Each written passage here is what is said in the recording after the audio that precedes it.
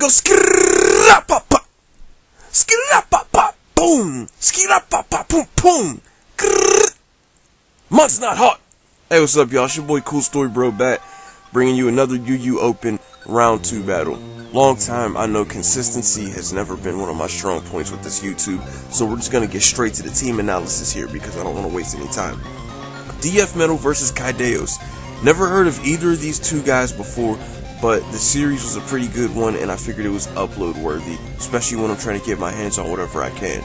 Now, of interest, Kaideos is not only using an ORAS UU looking team, that you could really use this team in last gen's UU, but it also features a Shedinja, which is pretty funny, because Shedinja, thanks to Wonder Guard ability, it actually walls literally half of dfmetal's team if he's not bringing any interesting sets out. Like, it walls Circuitry, it walls Primarina, and if Caesar is not running Knockoff or Pursuit, it walls that too. And if Celebi is not HP Fire, it walls that as well. Like, literally, Aerodactyl and Crocodile are the only two things that could break through Shedinja, assuming that, you know, dfmetal doesn't have any extra coverage on his other mons. I mean, but the way this team is set up, dfmetal should have this. Circuitry demolishes Balance, which is what he has. Honeclaw's Mega Aerodactyl bodies his team if you get rid of Suicune. And Celebi body Suicune. So, yeah, I think dfmetal should have this in the bag. So, let's see how it goes. So, he leads off Aerodactyl against the Mandibuzz. Kaideos goes to his Suicune as dfmetal Mega evolves his Aerodactyl. Sets up his Stealth Rock real early. Take advantage of that switch initiative. However, Kaideos makes the read on him. And as he goes to Celebi, he goes to Mandibuzz. Now, dfmetal should have just went to Circuitry just to prevent Mandibuzz from coming in like it did and using Defog. But he switches Circuitry out, I guess because he was trying to predict the Shedinja. He makes the aggressive prediction, catches the Shedinja switch in. I can't speak today. And he pursues it, but the Shedinja decides to stay in and go for a cheap Will-O-Wisp on his Crocodile. And then goes for Protect, you know, which is weird. I don't know why you'd run Will-O-Wisp Protect Shedinja, but hey, here it is. And for some unknown reason, okay, he did click Pursue again. Okay, so, yeah, so Shedinja gets removed early from the game. This is looking like it should be in dfmetal's favor very highly right now. Kaideos goes to Florges, doubles to Arcanine, you know, tries to bait out the Caesar. You know, dfmetal then goes to his Primarina, another big threat here. But Kaideos goes to Florges, dfmetal goes back into his Caesar. We basically witnessed like a triple switch or something that turn. Okay, but he goes to Aerodactyl. I think he was predicting the Arcanine to come in, but it didn't come in. So he's going to Celebi. dfmetal for some reason is like, I don't know what he's doing against this Florges. He's doing everything except actually actively trying to kill it for some unknown reason. So he's setting up the nasty plot here. He's gonna, you know, he's gonna let him go to +2 and then switch out to his Mandibuzz. Unless the Celebi has Dazzling Gleam, he's gonna have to switch out. So, based on the turn that just happened, Celebi clearly is not Dazzling Gleam. Knockoff reveals that Primarina has leftovers. Could this indeed be the legendary Rest Talk Primarina? I'm pretty sure it is, because he has leftovers. But Circuitry comes in, sets up a Tail Glow on this Florges. Good lord, that's a 2-hit KO. What has this Florges been eating? 2-hit KO. The +3 Thunderbolt is not enough to OHKO this Florges, so the big balance-breaking threat that would have swept Kaideos' team has been erased quickly because dfmetal decided to play soft, and he got aggressive at the wrong time. He got overly aggressive against the Florges that he had no business trying to be overly aggressive against. He had a whole Caesar. Sure, the opponent has an Arcanine in the back, but dog, it's just frustrating seeing those kind of plays happen. It's just frustrating. There's no reason why that should have happened. But anyway, back to this battle here. So, you know, he's got the bulky Primarina here, and you know, Kaideos has the Suicune, which really, Suicune, and if that's Calm Mind Espeon, that's really the only thing that stops this Primarina from being a threat. But I mean, dfmetal still has the means to win here, just as long as he like doesn't make any other weird plays that would cost him the game. So Aerodactyl comes in. Unfortunately, it gets hit by a Toxic. I guess Aerodactyl might be scared to set up rocks because he's afraid of Kaideos switching Espeon hard on it. I think that's why he went straight for Stone Edge, but you know, Kaideos just goes to a Suicune, and now Aerodactyl has to switch out because he's already poisoned, doesn't want to deal with a Suicune boosting up in his face and whatnot. He goes to Celebi, which I mean, fine, but you know, it's looking annoying now because you have nothing that breaks Mandibuzz and Arcanine and Suicune at the same time, and it's like, you don't have rocks up either, so, you know, it's just... Z moves Caesar, though. You know, Z superpower does a nice 37% to this Arcanine as it then switches out. As Caesar then switches out, goes to Primarina, gets the Flare Blitz burn. Highly unfortunate. Highly unfortunate. So, Primarina is going to rest here. It is rest top Primarina. Good set, you know, cosign that set. Very solid set. But in this situation here, I cannot imagine how much dfmetal wishes he had specs. I just cannot imagine how much he wishes he was specs Primarina. So, Mandibuzz comes in again. The switching occurs. Mega Aerodactyl comes in on a Mandibuzz. It's dying slowly. If I were you, I would just get these rocks up. Oh, but you did it at the wrong time and got played. Kaideos with the Oris UU team has just been slowly making plays on dfmetal here. He's been making some plays on him. I'm not gonna lie to you. I feel like dfmetal probably underestimated his opponent now, and he got played twice in a row. God dang, man. DJ Khaled's just sitting there in the back of your mind telling you how bad you played yourself. 3 unsuccessful attempts to get up Stealth Rock, and the Espeon is eaten. I mean, dang, you gotta just feel pretty silly after watching that series of plays just escalate the way it did. I mean, sure, Scarf Crocodile burned with the knockoff. And the Espeon don't even got Dazzling Gleam. It's hitting him with HP Fire, but it's still just not enough because he's burned. And it's actually sad that Espeon's able to just sit here and take these hits. Just take these big meaty knockoffs from the burned Crocodile and just heal up with Morning Sun. And he's already revealed, well, I thought it was HP Fire anyway, so I don't know why he switched out, but he decides to just go to his Arcanine. I mean, it doesn't matter anyway. Safe plays, I guess. It doesn't matter. Because now it's looking like Kaideos actually has the upper hand. And he indeed does, because dfmetal forfeits. He put himself in a box too early. dfmetal just vastly underestimated his opponent and paid dearly for it as several turns throughout the match. But the biggest one was the turn setting up Tail Glow against Xurkitree. Setting up Tail Glow against Florges with Xurkitree. And then trying to sweep just to get 2-hit KO'd and then bodied early with a floor just hanging on with just a few shreds of HP left. That was where it all fell apart, because Xurkitree pretty much mopped up his team. No, it mopped up his team, period. If he had Stealth Rock up, it wouldn't have been an issue.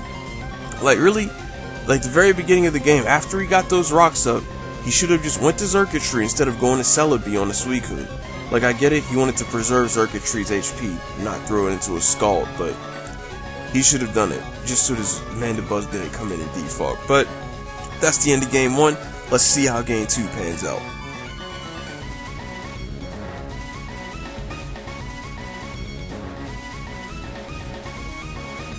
dfmetal versus Kaideos game 2. This time they both switch it up. They both bring completely new, different teams to the forefront here. And what I like about this is both of these guys are still using Oris teams, except like one Mon is not from Oris. Like dfmetal is using an Oris team, but you have like a Weavile. Kaideos has an Oris team, but he has like a Raikou instead of like Heliolisk or something. That's not to say to both, but I'm not going to discredit these guys because they both seem like they're pretty good players. But as far as the team advantage goes now, I think like they're both respectable now. Like dfmetal got a taste of what Kaideos can actually do. He realizes that he has to take this seriously, otherwise he's going to get eliminated out of here. Kaideos now can take the training weights off and get serious on the mans real quick, and that's why he brought this team out. Now, I mean, the matchup, it looks like it can really go either way, but I think it's in dfmetal's favor just because he has a Suicune. Now, if that Suicune is the Vincoon set specifically, then it demolishes Kaideos' team. His only real answer to Vincoon is Raikou, and possibly Tentacruel if it packs Haze. If it doesn't, then Vincoon sets up even on Amoonguss, gets the substitute off, starts Calm Minding in its face. Amoonguss can't do anything, it's actually setup fodder for it. And then, you know, nothing else besides Raikou and possibly Haze Tentacruel wants to deal with a boosted Suicune. So, Kaideos winning this game is going to come down to whether or not he can play around Vincoon successfully. If he cannot, then I think he's going to lose this one. So, dfmetal leads Cobalion, Kaideos leads Tentacruel. He switches into Blissey, you know, takes the Scald like it's nothing because it's a freaking Blissey. He's going to get Toxic, however, but that's not going to discourage dfmetal from getting up those early rocks, even in the face of a Tentacruel. Tentacruel is going to spin here. Blissy's going to go for the seismic toss. Because of Toxic, it's an interchange that Blissey is unfortunately going to have to switch out of. He goes for the rocks again. You know, I guess he was going to try to force him to spin and then use that as switch advantage, you know, get the momentum. Kaideos goes to his Metagross as Blissey switches out. Now, dfmetal goes to Cobalion here. I don't understand why. He takes an Earthquake to the face, gets 2 KO'd, has to switch out, go to his Suicune. I don't get why he didn't just go to his Suicune in the first place. I know he's predicted Meteor Mash or something, but that's just more reason as to why you should have gone to Suicune. But anyway, so Weavile he predicts Amoonguss to come in, and that's why he brings in Weavile. Kaideos switches into Aerodactyl here. I don't know why in the world he did that, because it just took an Icicle Crash to the face. I guess he must have expected him to switch out, but he shouldn't have done that. So Kaideos brings in Tentacruel here, and dfmetal just goes to Sceptile. It looks like Kaideos was predicting him to go for knockoff, so he used Z Haze to fully restore himself, but it looks kind of silly now because he just went to Sceptile. Kaideos is going to go to Metagross again on his Sceptile, take the Dragon Pulse to the face as dfmetal goes to his Suicune, which is really his only solid answer to Metagross if you really think about it. So Kaideos goes to Amoonguss here, double switches, goes back to Metagross, hoping that he could try to catch him going to Weavile, but he stays in, sets up the sub, because like I said, Amoonguss is setup fodder for Vincoon. Kaideos is forced to go to Raikou, his only real Vincoon answer. He gets the +1 up behind the substitute. It's looking like a problem if Suicune gets this burn off here. So he's going to go for a Scald as the Raikou goes for a +1 on his own. Leftovers reveals it is indeed standard sub-CM Raikou. So, I mean, yeah, one-on-one, Raikou could take Suicune. I don't know why this man went for another Calm Mind. He should have just Scalded again, tried to fish for a burn. Because you're not going to win that one-on-one. You're going to have to switch out. As he does, he goes to his Blissey. So he goes to Blissey. You know, he's not going to want his Raikou to take extra damage more than it already is taken. So, you know, Seismic Toss, Metagross is getting chipped down slowly. However, like I said, nothing really wants to do with Metagross, but he gets a nice meaty pursuit off with the critical hit, takes 40% of that Blissey's health away. But Vincoon comes in once again, looking like a problem. I don't know why the heck you go to Amoonguss on this. That's not the answer. I guess I can see the logic in that play. He went to it to try to catch him and take a Scald. And then he was supposed to switch out and go to Raikou again as Vincoon used substitute, but he tried to go for a Spore for unknown reasons. And now he looks kind of silly because the Vincoon is behind a substitute. It's now going to +1 as you go to your Raikou once again. And now you have to risk taking a Scald burn and having your most reliable answer to this get beaten down. But you're going to Calm Mind yourself, and Vincoon is going to Calm Mind again. These guys are greedy. Like, dude, this is not a situation where you want to keep using Calm Mind. I get it, you want to minimize the damage you take from Scald, but really you have to be aware of that burn, because with Rocks up and a burned Raikou, it's over. Now he screws up here. He makes a really costly play and uses substitute. He saw that one roll off of Suicune did less than 25%, so he thought it was safe to use a substitute. Wrong, buddy, wrong. Now you just cost yourself 25% of your HP and you get burned off the substitute. It's unfortunate, but the Raikou basically got wasted because of that substitute misplay. He didn't realize that that was just a high roll, that was just a low roll that put him below 25%. He thought he could sub safely against it, and he couldn't. So Vincoon, even though it lost most of its health surviving that one Thunderbolt, is still looking like a problem right now. So, you know, Metagross is going to come in on this Toxic Blissey again. It's going to be at 7%. He's not going to use Pursuit this time, which I don't know why. I feel like you should have either clicked Pursuit or you should have clicked Earthquake to do as much damage as possible, but Vincoon comes in. He's going to wash this Metagross out with a Scald. And pretty much Kaideos knows he has to forfeit because he has nothing else that wants to deal with this. He could have gone to Hydreigon on a Suicune, but, you know, dfmetal still has a full team left. Like, he has a Blissey, he has a Cobalion. It would have just been over. So yeah, it was a wrap for him. That was a good game too there. Really just came down to matchup and misplays, and that misplay against the Vincoon is what really caused Kaideos this game. I mean, because he was hanging in there.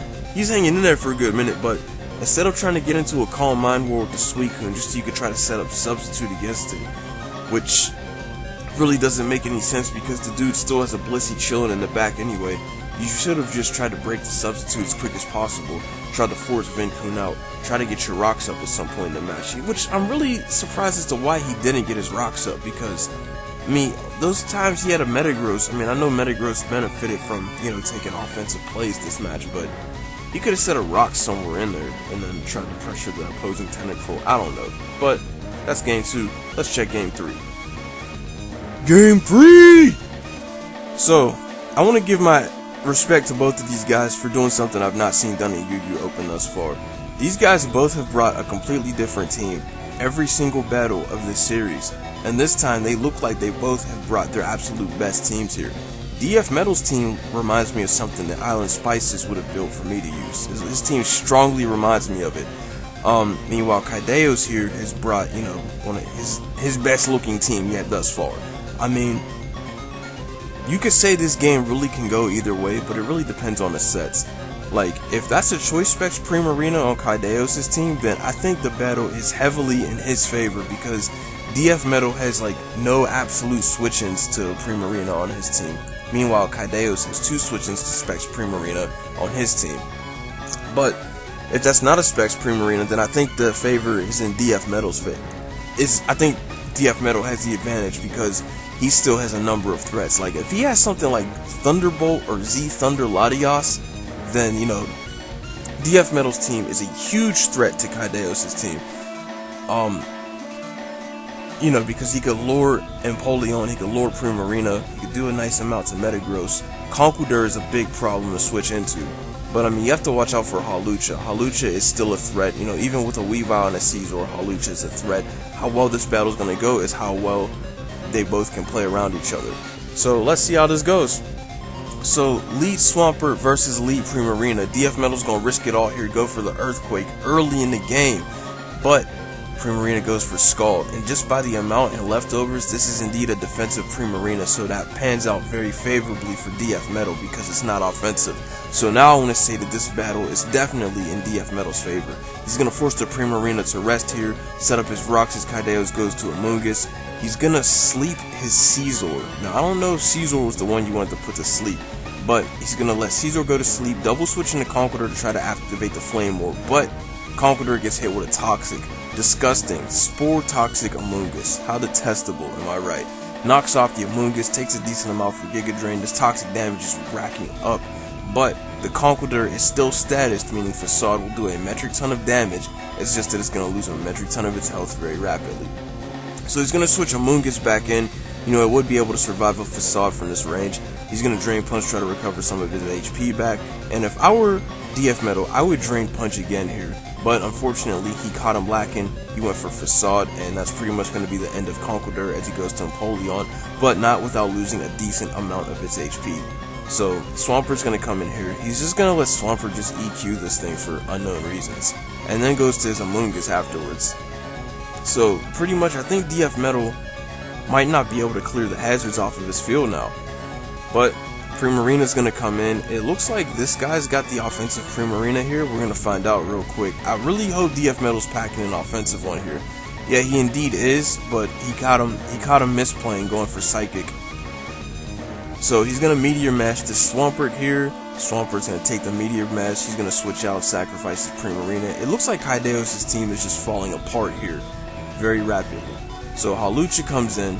I mean, if he's not Power Herb, then, you know, I don't think he's going to be able to pull this. He gets the Rain Dance off. Hawlucha is just going to go for a substitute again. Get the Citrus Berry, activate the Unburden ability. But I don't think High Jump Kick is going to... Never mind, he got a critical hit. That's unfortunate. I'm actually not sure if High Jump Kick killed or not. It might have. I'm not sure. But Hawlucha is in. And like I said, don't underestimate this massive threat. The +2 Acrobatics destroys Latios. But, you know, dfmetal still has a Weavile, so you set it up too early. But not only did you set it up too early, but you set it up after your only answers to Weavile have been slowly and progressively eliminated. So it's like, Metagross is the only thing you have, and that's because of Bullet Punch and this critical hit you get on a Primarina here. But he can still catch him. He caught the Amoonguss with the Psychic. Now pretty much all he has to do is switch out, go to his Weavile again, try to pressure the Metagross switch in. Because Weavile can take a Bullet Punch. I mean, I don't know if it really wants to, but it can. But he's going to switch back his Primarina in. Instead, he's just going to go to his Caesar now, realizing the folly of his error in that play. Which, you know, I don't know why he even did that. That critical hit bullet punch earlier kind of did mess it up for him though. So Caesar's still asleep here, and this is where you're kind of regretting letting this thing get put to sleep. So Halucha's gonna sub up again. You really have to pray that Caesar wakes up soon because he's getting high jump kicks. Thankfully you're a bulky Caesar. But you're getting high jump kicks. I don't know what move you clicked. Oh, you must have clicked the roost. Okay, yeah, he clicked the roost. Okay, good. I was getting nervous for a second. You got a bullet punch, break that substitute here. You know, take this. He's swords dancing, but the Caesar woke up, so you know it's pretty much curtains for this Halucha. Get punched in the face, get knocked out. And now Amoonguss comes in. It's not doing nothing here. You could just sack Primarina. Yeah, just let Primarina come in. He goes to his Aerodactyl. You know, that's cool. That's fine. That's dandy and all. That's wonderful. You know, he's going to let Primarina get killed by this. He's going to go to his Caesar once again. You know, get the swords dance off. Pray that this isn't like a Fire Fang Aerodactyl. It's not, unfortunately. So he's going to SD here. The +2 bullet punch is coming. It's not looking friendly for your boy Kaideos here. It's going down. He has to go to Amoonguss here, try to get the HP Fire or a Spore off. He's going to U-turn. He's going to U-turn here. Now let's see what move he was packing. He goes for Spore, so that's going to put the Weavile to sleep. He's going to switch out, go back to the Caesar. If he HP Fire, well actually I guess he doesn't have HP Fire. It's like that. But if he somehow did, that would have been great. But dfmetal takes the earthquake, critical hit of that. Heals up. Let's try to let's let it start shooting. Nothing in Kaideos can stop us. It's a +2. Pretty much just a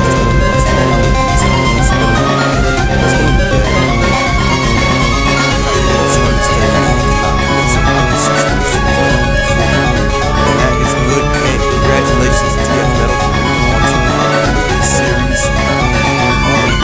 So I have to say, that was a very good series actually. I actually really like that battle mess. All three of those battle mess.